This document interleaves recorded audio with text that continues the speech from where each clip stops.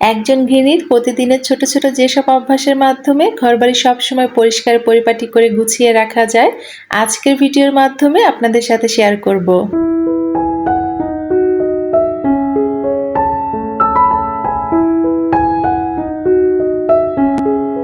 আসসালামু আলাইকুম, আমি ফারিয়া বলছি গাজীপুর থেকে। ফারেস ফ্যামিলি ব্লগ ইউটিউব চ্যানেলে নতুন দিনে নতুন আরও একটি ব্লগ ভিডিও দেখার জন্য সবাইকে স্বাগত জানাচ্ছি।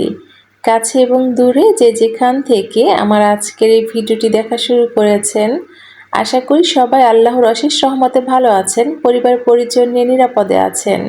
আলহামদুলিল্লাহ, আমি আমার পরিবার পরিজন নিয়ে ভালো আছি।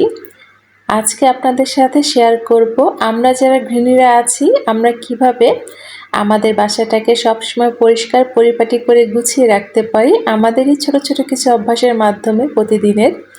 আশা করি আমার আজকের এই ভিডিওটা আপনাদের কাছে একটু হলেও ভালো লাগবে। শুরুতে বলে নিচ্ছি, আমার ভিডিওটি যারা দেখা শুরু করেছেন প্লিজ একটা লাইক দিবেন যদি আমার ভিডিওর কোনো অংশ আপনাদের কাছে একটু হলেও ভালো লাগে। আর যারা প্রথম আজকে আমার ভিডিও দেখছেন, আমার চ্যানেলে নতুন, চাইলে কিন্তু আমার ছোট্ট চ্যানেলটি সাবস্ক্রাইব করে পাশে থাকতে পারেন।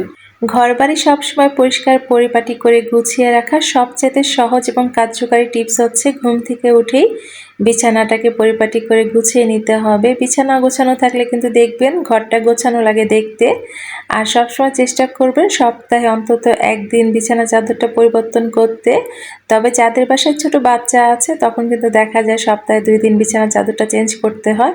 আমার বাসাতে যেহেতু ছোট ছোট 2টা বাচ্চা আছে, তো দেখা যায় আমাকে সপ্তাহে 2 দিন বিছানা চাদর চেঞ্জ করতে হয়। আমার কাছে মনে হয় বিছানাতে কম বালিশ থাকলে দেখতে বেশি ভালো লাগে। আমি সবসময় আমার বেডে 2টো মাথার বালিশ আর সাথে একটা কুশন রেখে দেই। তো সুন্দর পরিপাটি করে আমি আমার বেডরুমটাকে গুছিয়ে নিয়েছি। আর বাইরে অনেক বেশি বাতাস ছিল, আলহামদুলিল্লাহ রহমতের বৃষ্টি হওয়াতে পরিবেশটা অনেক বেশি ঠান্ডা। তো আমার পরবর্তী টিপস হচ্ছে, এই ধরনের ঝুড়ি কিন্তু আমাদের সবার বাসাতে কম বেশি থাকে, দামেও কম। আমার বাসায় তো 2 থেকে 3টা আছে। তো সাদা রঙের ঝুড়িটা আমার অনেক বেশি পছন্দ। এটা 150 টাকা দিয়ে কিনেছিলাম, একটু সাইজে বড়। তবে আরেকটু কমে আরও 2-3টা কিনেছিলাম, সেটা হচ্ছে একটু ছোট সাইজে। তবে এই বড় একটা ঝুড়িতে কিন্তু অনেক কিছু গুছিয়ে রাখা যায়, বিশেষ করে বাচ্চাদের মেডিসিন থেকে শুরু করে টুকিটাকি অনেক জিনিসপত্র। তো আমার বেডরুমে আমি এই ধরনের একটা ঝুড়ি রেখেছি। আমার বাচ্চাদের সব ধরনের ওষুধ বা টুকিটাকি যে হাতের কাছে যে জিনিসগুলো লাগে হুটহাট করে, তো সব কিছু আমি কিন্তু এই যে সুন্দর করে এই ঝুড়িতে গুছিয়ে রাখি, ঢাকনা সহ। তো দেখা যায় আমার ছোট বাচ্চাটা মাঝে মধ্যে কিন্তু এলোমেলো করলেও দেখা যায় না, যেহেতু ঢাকনা থাকে। তো আমাদের সবার বাসাতে কিন্তু কম বেশি এই ধরনের একটা ঝুড়ি থাকে, বা যাদের বাসাতে নিয়ে আমরা কিন্তু যেহেতু দামে কম কিনে রাখতে পারি, আমাদের বেডরুমে যে এলোমেলো জিনিসগুলো থাকে সেগুলো কিন্তু আমরা সুন্দর করে গুছিয়ে রাখতে পারি। বা আমাদের যে আমরা যারা মেয়েরা আছি আমাদের টুকিটাকি কিছু জিনিসপত্র থাকে, সেফটি পিন থেকে শুরু করে চুলের ব্যান্ড, আমরা কিন্তু চাইলে এই ধরনের একটা ঝুড়িতে গুছিয়ে রাখতে পারি। তো আমি কিন্তু যেখানে আমার বেডরুমে 2টা ঝুড়ি রেখেছি, আর সাথে এখানে একটা বক্স রেখেছি। এই ব্লু রঙের বক্সটা হচ্ছে আমার বাচ্চার টুকিটাকি কিছু জিনিসপত্র রেখেছি। আমার পরবর্তী টিপস হচ্ছে, তো আমাদের বাসাতে তো চার্জার থাকে। তো আমি যে বলেছিলাম আমার বাসাতে আরও কয়েকটা ঝুড়ি আছে, তার মধ্যে এই যে রেড কালার একটা ঝুড়িও আছে। তো শু র্যাকের উপরে আমি রেড কালারের ঝুড়িটা সবসময় রেখে দেই। তো এটার মধ্যে দেখা যায় চার্জার থাকে, আর সাথে আপসির আব্বু কিছু আতর রেখেছে এই হচ্ছে ছোট্ট একটা বক্সের মধ্যে। তো দেখা যায় যে অপ্রয়োজনীয় জিনিসগুলো থাকে সেটা ফেলে দিব আজকে। অনেক সময় দেখা যায় আমরা হুটহাট করে কোনো জিনিস বের করে নিয়েই ব্যবহার করি, তো যেটা থাকে না দেখা যায় ওইভাবে রেখে দেই। তো মাঝে মধ্যে যদি আমরা যেগুলো আমাদের প্রয়োজন নেই সেগুলো ফেলে দেই, দেখবেন অনেক কিছু একটা ঝুড়িতে রাখা যাবে। তো আমি এখানে আজকে কিছু যেগুলো ব্যবহার করা হয় না বা শেষ হয়ে গিয়েছে ফেলে দিব। আমাদের সবার বাসাতেই দেখা যায় 2 থেকে 3টা মোবাইল ফোন থাকে। তো চার্জার এলোমেলো অবস্থায় না রেখে একটা ঝুড়ি বা বক্সের মধ্যে রেখে দিলে যখন প্রয়োজন বের করে চার্জে দিয়ে কিন্তু আবার সুন্দর করে গুছিয়ে রাখা যায়। তো আমি কিন্তু এই যে শু র্যাকের উপরে সুন্দর করে সবগুলো চার্জার গুছিয়ে রেখে দিয়েছি। আমাদের যখন প্রয়োজন তখন কিন্তু বের করে মোবাইল চার্জে দেই, আবার গুছিয়ে রেখে দেই। আমার পরবর্তী টিপস হচ্ছে, আমরা যারা গৃহিণীরা আছি আমরা ঘর ঝাড়ু দেওয়ার সময় যদি সামান্য একটু সময় বের করি প্রতিদিন, এই যে কর্নার দিয়ে বা যে কোনো চিপা চাপা দিয়ে দেখা যায় অনেক সময় মাকড়সার ঝুল থাকে।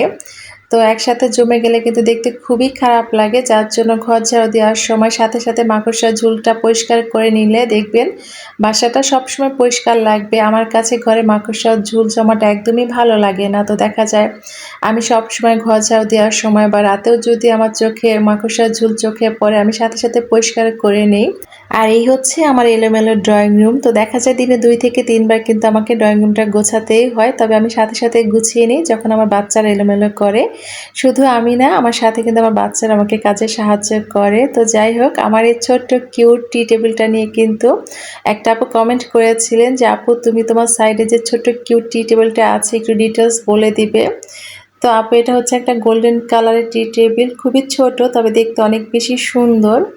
তবে এটা কিন্তু আমার ননাস দিয়েছিলেন। তো এটা হচ্ছে দেশে বাইরে থেকে এনেছিলেন ননাস, যেহেতু বিদেশে দেখা যায় কোনো একটা জিনিস সামান্য একটু কোনো সমস্যা হলে ফেলে দেয়। তো এটা একটু সমস্যা ছিল যে এটা জয়েন্টটা খুলে গিয়েছিল।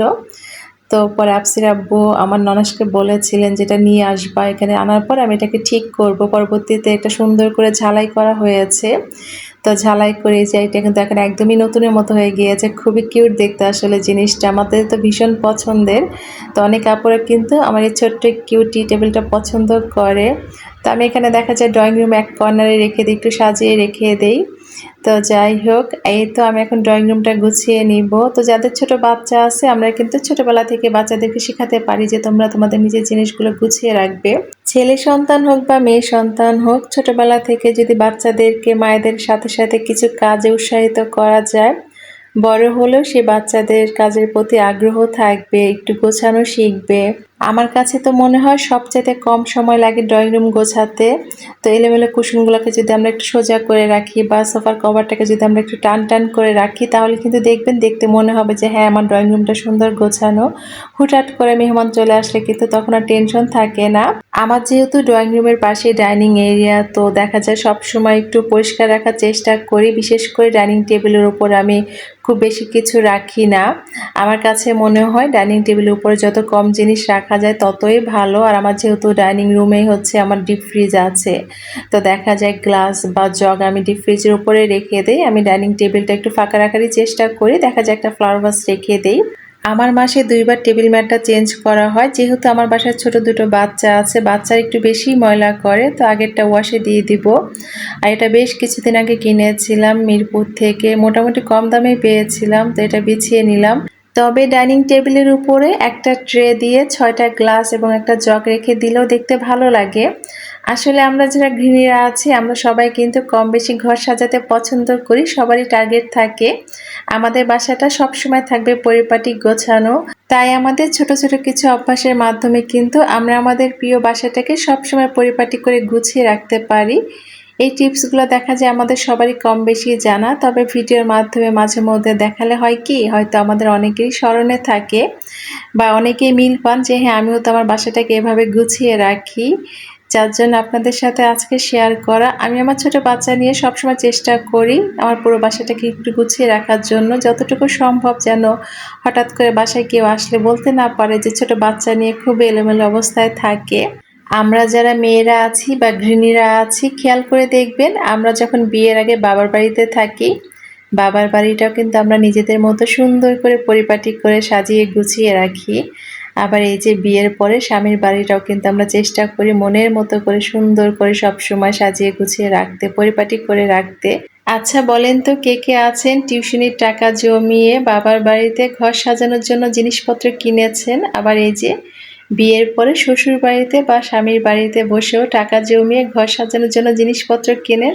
আমি ফার্স্ট টাকা জমিয়ে অনেক আগে, তখন হচ্ছে আমি স্টুডেন্ট, তো ঢাকা এসেছিলাম মামাদের বাসায়, তো মামির সাথে আড়ংয়ে গিয়েছিলাম, সেটা অনেক আগের ঘটনা। তখন আমি আমার জমানো টাকা দিয়ে আড়ং থেকে আমার মনে আছে স্ট্রবেরি কিনেছিলাম, সেটা কিন্তু আমার বাবার বাড়িতে এখনো আছে। তো যাই হোক, পুরো বাসাটাকে পরিপাটি করে গুছিয়ে চলে এলাম কিচেনে। আজকে দুপুরের জন্য কি রান্না করব চলুন আপনাদের সাথে শেয়ার করি। আমি এখানে আলু দিয়ে কাঁকরোল দিয়ে রুই মাছের ঝোল রান্না করব, আর সাথে আমার ভীষণ পছন্দের সজনে ডাঁটা রান্না করব। রুই মাছ হালকা পিটুপিট করে ভেজে তারপরে রান্না করব। তো আফসির আব্বু যে বড় মাছ হালকা ভেজে রান্না করলে পছন্দ করে খেতে। তো আমি একসাথে দুটো চুলোতে রান্না বসিয়ে দিয়েছি। আমার এখানে ডাল দিয়ে সজনে ডাঁটা রান্না করা শেষ, আর আমি এখানে মশলাটা কষিয়ে নিয়েছি। এখন কাঁকরোল আলু দিয়ে আর একটু কষিয়ে তারপরে পরিমাণ মতো ঝোল দিয়ে রান্না করব। তো গরমের মধ্যে কিন্তু এই যে কাঁকরোলের তরকারি, পটলের তরকারি বা ডাঁটার তরকারি বেশ উপকারী। আমাকে ঝুমুর বেগম আইডি থেকে আমার প্রিয় ঝুমুর আপু কমেন্ট করেছিলেন যে আপু তুমি একদিন ব্রয়লার মুরগি রান্না করে দেখাবে, প্লিজ প্লিজ প্লিজ। ইনশাল্লাহ আপু, আমি চেষ্টা করব একদিন ব্রয়লার মুরগি রান্না করে দেখাতে। এছাড়া কিন্তু আরও একজন আপু আমাকে কমেন্ট করেছিলেন যে আপু খিচুড়ির সাথে খাওয়া যায় এমন একটা রেসিপি দেখাবে প্লিজ, মাংস বাদে। কারণ মাংস কেনার সামর্থ্য সবাই থাকে না, এমন একটা রেসিপি দেখাবে যেটা খিচুড়ির সাথে খেতে ভালো লাগবে। তো ঠিক বলেছেন আপু, আসলে মাংসের যে হারে দাম বাড়া শুরু করেছে বর্তমানে কিন্তু মুরগির দাম মোটামুটি ভালোই। তো আমরা কিন্তু খিচুড়ির সাথে বিভিন্ন ধরনের ভর্তা খেতে পারি। আমি যেদিন খিচুড়ি রান্না করি আমি কিন্তু কমন একটা ভর্তা করি, সেটা হচ্ছে মরিচ পেঁয়াজের ভর্তা বা ধনিয়া পাতা ভর্তা করে থাকি। আমার কাছে একটু ঝাল ঝাল করে মরিচ পেঁয়াজের ভর্তা করলে খেতে বেশ ভালো লাগে। তো আমরা কিন্তু বিভিন্ন ধরনের ভর্তা খেতে পছন্দ করি বাঙালিরা খিচুড়ির সাথে। যদিও আমি বিভিন্ন ধরনের ভর্তা পারি না, আমার কাছে ভর্তা বানানোর কাজটা বেশ আলসেমি লাগে। তো যার জন্য দেখা যায় আমি শর্টকাট হচ্ছে মরিচ পেঁয়াজের ভর্তাটা বানিয়ে থাকি। এছাড়াও আপু আপনি মাংসের পরিবর্তে সয়াবিন ভুনা খেতে পারেন, এটা খেতে বেশ ভালো লাগে। আমি বেশ কয়েকবার খেয়েছিলাম, অনেক পুষ্টি গুণাগুণ সম্পন্ন। যেহেতু আমি খেয়েছি তাই আপনাকে সাজেস্ট করলাম। সয়াবিন কিন্তু বাজারে কিনতে পাওয়া যায়, দামটাও কম মোটামুটি, আর খেতেও কিন্তু বেশ ভালো লাগে।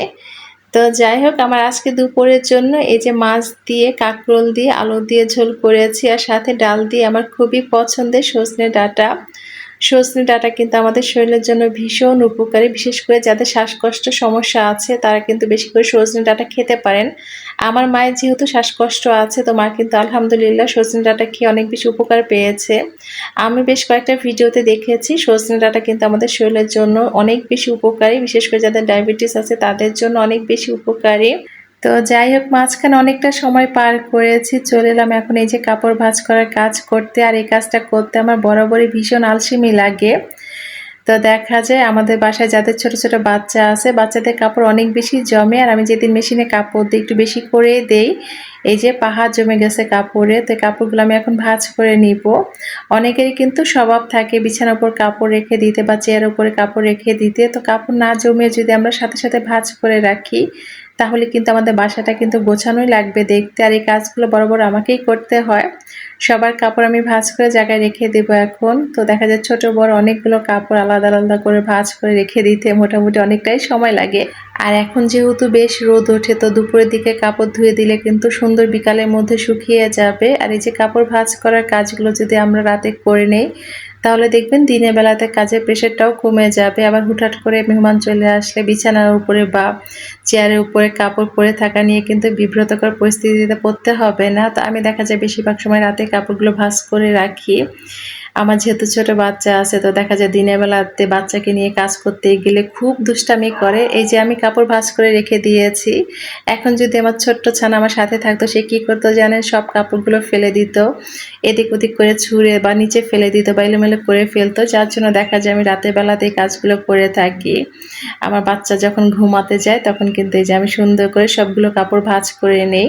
বা যাদের ওয়াশিং মেশিন আছে তারা কিন্তু চাইলে এই যে ঝটপটি কাপড় যেহেতু শুকিয়ে যায়, তো রাতে কিন্তু সব কাপড়গুলো সুন্দর ভাঁজ করে জায়গাটা জায়গায় রেখে দেওয়া যায়। তো জানি না কে কে আমার কথাগুলো এখনো শুনে যাচ্ছেন, অনেক ধৈর্য নিয়ে আমার সাথে এখনো আছেন। আপনাদের সবাইকে জানাই অনেক অনেক ধন্যবাদ। নতুন দিনে নতুন আরও একটি ব্লগ ভিডিও নিয়ে আপনাদের মাঝে হাজির হব। সেই পর্যন্ত সবাই পরিবার পরিজন নিয়ে ভালো থাকবেন, নিরাপদে থাকবেন, সকলে সুস্বাস্থ্য দীর্ঘ কামনা করে আমি ফারিয়া আজকের মতো বিদায় নিচ্ছি। আল্লাহ হাফেজ, আসসালামু আলাইকুম।